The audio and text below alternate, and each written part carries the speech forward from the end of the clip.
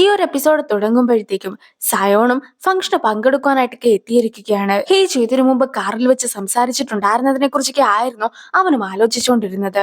അപ്പോഴാണ് അമ്മ ഹേജുവിനെ കൂട്ടിക്കൊണ്ട് ഒരു റൂമിലേക്കൊക്കെ പോകുന്നത് സയോണും ശ്രദ്ധിക്കുന്നത്.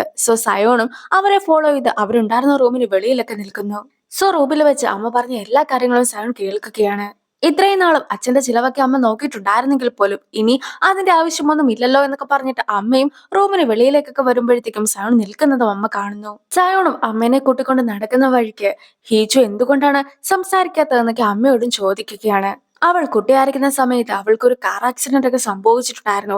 അതിന്റെ ഷോക്ക് കാരണമാണ് അവൾക്ക് സംസാരിക്കുവാനൊന്നും സാധിക്കാത്തതെന്നൊക്കെ അമ്മ പറയുമ്പോഴത്തേക്കും ഇപ്പോൾ തന്നെ ആ ഒരു ആക്സിഡന്റ് ഒക്കെ നടന്നിട്ട് 20 വർഷമായില്ലേ, ഇപ്പോഴും അവൾ സംസാരിക്കാതൊക്കെ ഇരിക്കുന്നതിൽ എന്തോ ഒരു ദുരൂഹതയില്ലേ എന്നൊക്കെ സാൻ ചോദിക്കുന്നുണ്ടെങ്കിൽ പോലും ആ ഒരു ആക്സിഡന്റിലാകട്ടെ അവൾക്ക് അവളുടെ സഹോദരനെ നഷ്ടപ്പെട്ടു. അവളുടെ സഹോദരിയുടെ കേൾവിശക്തി പോയി. അങ്ങനെ ഇരിക്കെ ഹീജോനും എന്തെങ്കിലും സംഭവിക്കുന്നത് സ്വാഭാവികം മാത്രമല്ല എന്ന രീതിക്കൊക്കെയാണ് അമ്മയും സംസാരിക്കുന്നത്. എന്തൊക്കെ പറഞ്ഞാലും ഹീജു എന്റെ വൈഫാണ്, അതനുസരിച്ച് മാത്രമേ അമ്മ അവളുടെ അടുത്ത് പെരുമാറുവാനായിട്ട് പാടുള്ളൂ എന്നൊക്കെ പറഞ്ഞിട്ട് അവനും പോകുന്നു. അങ്ങനെ അവൻ അകത്തേക്കൊക്കെ കയറിയ സമയത്തായിരുന്നു അവിടെ ഉണ്ടായിരുന്ന 3 പേര് അവന്റെ അടുത്ത് സംസാരിക്കുവാനായിട്ടൊക്കെ ചെന്നിട്ടുണ്ടായിരുന്നത്. അവനിപ്പോൾ പഴയതിനേക്കാളും ഹാൻസം ആയിട്ടുണ്ടെന്നും ഇങ്ങനെ അവനെ നന്നായിട്ട് നോക്കുന്നത് കൊണ്ടാണ് അവൻ അങ്ങനെ ഇരിക്കുന്നതെന്നൊക്കെ പറഞ്ഞിട്ടാണ് ആ പെൺകുട്ടികളും ഇരുന്നിട്ടുണ്ടായിരുന്നത്. അവനും അവരുടെ അടുത്ത് ഒന്നും തന്നെ സംസാരിക്കുന്നൊന്നുമില്ല. എങ്കിലും അവർക്കൊരു കമ്പനിയൊക്കെ കൊടുത്തിരിക്കുമ്പോഴത്തേക്കുമായിരുന്നു വെളിയിലേക്ക് നടന്നു പോയിട്ടുണ്ടായിരുന്ന ഹീജുവിനെ അവനും ശ്രദ്ധിക്കുന്നത്. എന്തായാലും ഹീജുവിനെ ഫോളോ ചെയ്ത് പോകുവാനായിട്ടൊക്കെ സൗൺ ശ്രമിക്കുന്നുണ്ടെങ്കിൽ പോലും അതിനിടയ്ക്കായിട്ട് ഹീജുവിന്റെ അച്ഛൻ വന്നിട്ട് അവനോട് സംസാരിക്കുന്നു. നീയും നിന്റെ അച്ഛന്റെ ഇലക്ഷൻ ക്യാമ്പയിനൊക്കെ പങ്കെടുക്കുവാനായിട്ട് പോകേണ്ടതായിട്ടുണ്ട്. പേരൻസും മക്കളും തമ്മിലുള്ള പ്രശ്നമെല്ലാം തന്നെ ഒത്തുതീർപ്പാക്കേണ്ടതായിട്ടുമുണ്ട് എന്നൊക്കെ പറഞ്ഞിട്ട് ഹീജുവിന്റെ അച്ഛൻ സംസാരിക്കുവാനായിട്ട് ശ്രമിക്കുമ്പോഴത്തേക്കുമായിരുന്നു അവനും കിഡ്നാപ്പറുടെ അടുത്ത് നിന്ന് കോളൊക്കെ വരുന്നത്. അവനും ആ ഒരു ഫോണൊക്കെ എടുത്ത് സംസാരിച്ച് നടന്നു വരുമ്പോഴത്തേക്കും വഴിയിൽ വെച്ച് ഒരു സ്റ്റാഫിനെയും അവൻ കാണുകയാണ്. സ്റ്റാഫിന്റെ കയ്യിലാകട്ടെ ഹീജുവിന്റെ ഡ്രസ്സായിരുന്നു ഉണ്ടായിരുന്നെന്നൊക്കെ മനസ്സിലാക്കുന്ന അവനും ആ ഒരു ഡ്രസ്സൊക്കെ മേടിച്ചിട്ട് ഹീജു തൊട്ടു മുമ്പേ പോയിട്ടുണ്ടായിരുന്നത് ലിഫ്റ്റിലാണെന്നൊക്കെ മനസ്സിലാക്കിയിട്ട് അവന് മുകളിലത്തെ നിലയിലേക്കൊക്കെ എത്തുകയാണ്. അവിടെ വെച്ചാകട്ടെ സയോണും ഹീജും പരസ്പരം കാണുന്ന സമയത്ത് തന്നെ അവളും കയ്യിലുണ്ടായിരുന്ന ഫോണൊക്കെ ബാഗിലാക്കിയിട്ടുണ്ടായിരുന്നു. പക്ഷെ ആ ഒരു ധൃതിയിൽ അവളും നിന്നിട്ടുണ്ടായിരുന്ന ബെഞ്ചിന് മുകളിൽ നിന്നും താഴേക്കൊക്കെ വീഴുന്നു. പക്ഷെ അവനും ഓടിപ്പോയി അവളെ പിടിക്കുന്നൊക്കെയുണ്ട്.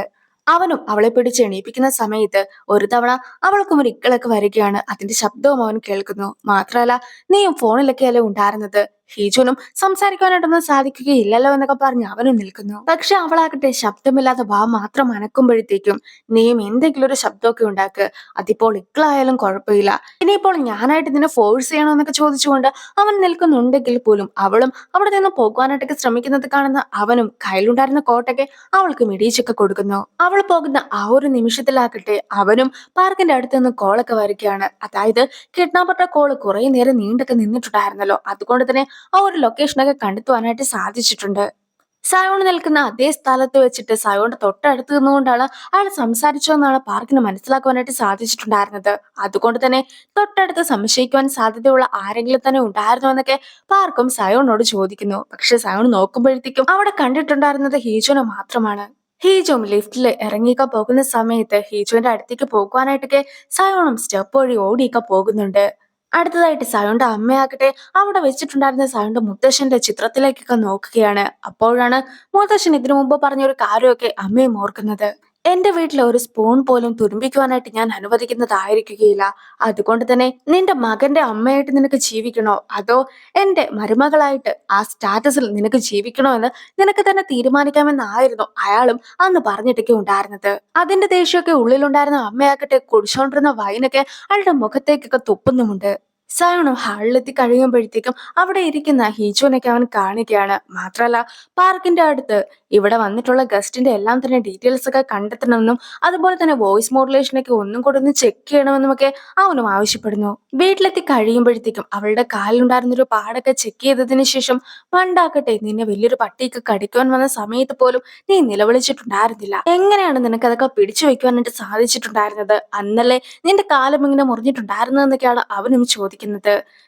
അന്ന് നടന്ന കാര്യങ്ങളെ കുറിച്ചെല്ലാം തന്നെ ഇപ്പോൾ അവളും ഓർത്തു നോക്കുന്നു. ഹീജും വളരെയധികം സന്തോഷത്തിൽ ഒരു ബുക്കൊക്കെ ഉറക്കെ വായിച്ചുകൊണ്ടിരിക്കുമ്പോഴത്തേക്കും റൂമിലേക്ക് ഹീജുവിന്റെ അമ്മയും കടന്നു വരുന്നു. ആരാകുവാനാണ് ആഗ്രഹം എന്നൊക്കെ സ്കൂളിൽ പഠിക്കുന്ന സമയത്ത് ചോദിച്ചിട്ടുണ്ടായിരുന്നെങ്കിലും അതിലാകട്ടെ അനൗൺസർ ആകണമെന്നായിരുന്നു ഹീജുവും എഴുതിയൊക്കെ കൊടുത്തിട്ടുണ്ടായിരുന്നത്. അതൊക്കെ കണ്ടിട്ടാണ് അമ്മയ്ക്ക് ഹീജുവിന്റെ അടുത്ത് കൂടുതൽ ദേഷ്യമൊക്കെ തോന്നിയിട്ടുണ്ടായിരുന്നതും. നിനക്ക് സംസാരിക്കുവാനായിട്ട് സാധിക്കുകയില്ല എന്ന കാര്യം നീ മനസ്സിലാക്കേണ്ടതായിട്ടുണ്ട്. അതുകൊണ്ട് തന്നെ നിനക്കൊരിക്കലും ഒരു അനൗൺസർ ആകുവാനായിട്ട് സാധിക്കുകയില്ല. നീ എങ്ങാനും ഇനയുടെ മുമ്പിൽ വെച്ചൊന്ന് സംസാരിക്കുകയൊക്കെ ആണെങ്കിൽ ആ നിമിഷം തന്നെ നിന്നെയും എന്നെയും ഈ വീട്ടിൽ നിന്നും ചെയർമാൻ പുറത്താക്കുന്നതൊക്കെ ആയിരിക്കും. അതുകൊണ്ട് തന്നെ നീ ഇനി ഒരിക്കലും സംസാരിക്കുവാനായിട്ട് പാടില്ല എന്നൊക്കെ പറഞ്ഞിട്ടായിരുന്നു അമ്മയും അവളെ വഴക്കൊക്കെ പറഞ്ഞിട്ടുണ്ടായിരുന്നത്. സോ അവളും വിഷമിച്ചന്ന് വീട്ടിൽ നിന്നും ഇറങ്ങി ഓടിയിട്ടൊക്കെ ഉണ്ടായിരുന്നു. അവൾ ഓടി ഓടി നേരെ ചെന്നിട്ടുണ്ടായിരുന്നത് ഒരു പട്ടിയുടെയൊക്കെ മുമ്പിലാണ്. ആ പട്ടിയാകട്ടെ അവളെ കണ്ട് കുരയ്ക്കുന്നതൊക്കെ കാണുമ്പോഴത്തേക്കും പേടിച്ചിട്ട് അവൾ പിന്നോട്ടും ഓടി. പക്ഷെ അവളും വഴിയിലൊക്കെ വീണു പോയിട്ടുണ്ടായിരുന്നു. ഈ ഒരു സമയത്ത് അവിടെ എത്തിയിട്ടുണ്ടായിരുന്ന സയോണായിരുന്നു അവന്റെ ബാഗൊക്കെ എറിഞ്ഞിട്ട് പട്ടീനെ ഓടിച്ചു വിട്ടിട്ടുണ്ടായിരുന്നതും അവളെ രക്ഷിച്ചതും. പട്ടീനെ മുമ്പിൽ കണ്ടിട്ട് പോലും നിലവിളിക്കാതിരുന്നിട്ടുണ്ടായിരുന്ന അവളെ നോക്കിക്കൊണ്ട് നിന്റെ എതിരായിട്ട് നിന്റെ അമ്മയോ ചേച്ചിയോ അല്ലെങ്കിൽ മറ്റാരെങ്കിലും ഫൈറ്റ് ചെയ്യുവാനായിട്ടൊക്കെ വരികയാണെങ്കിൽ നീ വിഷമിക്കുകയല്ല ചെയ്യേണ്ടത്. മറിച്ച് അവരുടെ അടുത്ത് തിരിച്ച് ഫൈറ്റ് ചെയ്യുകയാണ് ചെയ്യേണ്ടത്. ഇപ്പോൾ പേരൻസ് ആണെങ്കിലും ഫാമിലി ആണെങ്കിലും നിനക്ക് അവരുടെ അടുത്ത് പ്രതികാരമൊക്കെ ചെയ്യുവാനായിട്ടുള്ള ഒരു അവസരമൊക്കെ കിട്ടുന്നതായിരിക്കും. അന്നും നീ അത് പ്രയോജനപ്പെടുത്തേണ്ടതായിട്ടുണ്ട്. പിന്നെ നിന്റെ കാലും മുറിഞ്ഞതല്ല എന്നൊക്കെ ചോദിച്ചുകൊണ്ട് സയോണും അവളെ എടുത്തുകൊണ്ടൊക്കെയാണ് പോകുന്നത്. അടുത്തതായിട്ട് സയോണും ഹീച്ചന്റെ മുറിയിലേക്കൊക്കെ പോവുകയാണ്. നീ എന്നെ എന്തിനാണ് ഇത്രയും വർഷമായിട്ട് ചതിച്ചിട്ടുണ്ടായിരുന്നത്? ഇപ്പോൾ തന്നെ 20 വർഷമായില്ലേ? നേരത്തെ ആകട്ടെ നീ കുട്ടിയായിരുന്നു എന്നെങ്കിലും വിചാരിക്കാം. ഇപ്പോൾ നീ വലുതായില്ലേ? അറ്റ്ലീസ്റ്റ് നീ എന്റെ കൂടെ താമസിക്കുവാനായിട്ട് തുടങ്ങിയിട്ട് 3 വർഷമായില്ലേ? ഈ ഒരു സമയത്തെങ്കിലും നിനക്ക് സത്യമൊക്കെ മറച്ചു വെക്കാതെ എന്നോട് തുറന്ന് പറഞ്ഞൂടെ? നീ എന്തിനാണ് ഇതൊക്കെ ഒളിപ്പിച്ചു വെക്കുന്നതെന്നൊക്കെ അവനും അവളുടെ അടുത്ത് ചോദിക്കുമ്പോഴത്തേക്കും എല്ലാവർക്കും അവരുടേതായിട്ടുള്ള സീക്രട്സ് ഒക്കെ ഉണ്ട് എന്നും നിനക്കും അങ്ങനെ സീക്രട്സ് ഒന്നും ഇല്ല എന്നുമൊക്കെ ആയിരുന്നു അവളും ചോദിച്ചിട്ടുണ്ടായിരുന്നത്. ഇനി പിറ്റേ ദിവസം ആകുമ്പോഴത്തേക്കും ഓൾറെഡി ഇന്റർവ്യൂ ഒക്കെ നടത്തിയിട്ടുണ്ടായിരുന്നല്ലോ. അതിൽ നിന്നും കുറച്ച് ഫൈനലിസ്റ്റുകളെ ഇവർ സെലക്ട് ചെയ്തിട്ടുണ്ട്. ആ ആൾക്കാരാകട്ടെ നാളെ മുതൽ ഓഫീസിലൊക്കെ എത്തുന്നതായിരിക്കുമെന്നൊക്കെ കാങ്ങും അറിയിക്കുന്നു. കാങ്ങും ടോയ്ലറ്റിലൊക്കെ ഇരുന്നുകൊണ്ട് കാങ്ങിന്റെ വൈഫിനെ കോൾ ചെയ്യുകയാണ്. സംസാരിക്കുന്നതാകട്ടെ കാങ്ങിന്റെ ഹെൽത്തിനെ കുറിച്ചുള്ള കാര്യങ്ങളൊക്കെ ആയിരുന്നു. എന്തായാലും കോളിനൊക്കെ ശേഷം കാങ് നേരെ ഇറങ്ങി വരുമ്പോഴത്തേക്കും തൊട്ടു മുമ്പിൽ കണ്ടിട്ടുണ്ടായിരുന്നത് സയോണയാണ്. എന്തായാലും കാങ്ങിനെയും കൂട്ടിക്കൊണ്ട് പോയിട്ട് നീ നിന്റെ വൈഫിന്റെ അടുത്ത് എല്ലാ കാര്യങ്ങളും ഷെയർ ചെയ്യാറുണ്ടോ? നിന്റെ വിവാഹത്തിന് ശേഷം നീ ഒരു കാര്യങ്ങൾ പോലും വൈഫിന്റെ അടുത്ത് നിന്ന് മറച്ചു വെച്ചിട്ടില്ലേ?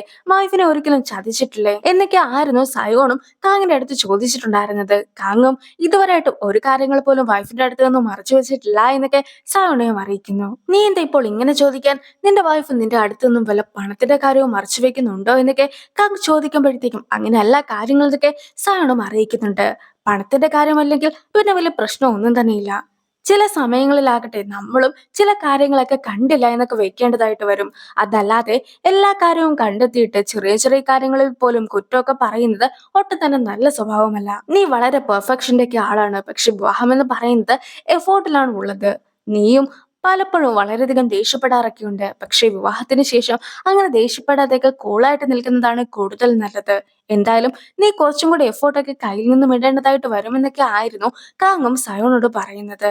അപ്പോൾ ഈ ഒരു വീഡിയോ ഇങ്ങനെ അവസാനിപ്പിക്കുകയാണ്. അടുത്തൊരു വീഡിയോ ആയിട്ട് ഇത്രയും വേഗം കാണാം. ബൈ.